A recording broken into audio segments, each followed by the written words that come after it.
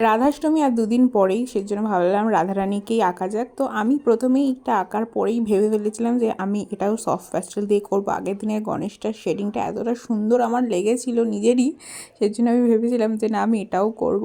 প্রথমে পুরোটাই আমি সফট প্যাস্টেল দিয়ে করে নিয়েছি, দেন আমি একটু ওয়াটার কালার ইউজ করেছি, ফেব্রিক কালার। রাধারানীর ফেসটা অনেকটা মীরা টাইপের, বাট মীরা নয়, রাধারানী। এটা আমি গুগলে পেয়েছি, এত ভালো লেগেছে আমার। যেভাবে এখানে রং মেশানোর জন্য হোয়াইট সফট প্যাস্টেলের ইউজ করা হচ্ছে, আমি তো বুঝতে পেরে গেছি মানে সফট প্যাস্টেলের মধ্যে হোয়াইট কালারটা যে আমার খুব তাড়াতাড়ি শেষ হতে চলেছে। বেশিরভাগটাই মানে ফেস, ফুল, বাসি, ব্যাকগ্রাউন্ড, ওড়না, বেশিরভাগটাই আমি প্যাস্টেলে করেছি। কিছু কিছু জায়গায় ডিটেলসের জন্য আমার ফেব্রিক ইউজ করতে হয়েছে, যেমন নাকের নথ, একটা মাথার ওপর ছোট মুকুট রয়েছে, কানের কাশিতে একটা ডিজাইন করেছে, আর সেখানে একটা কৃষ্ণও লিখেছি।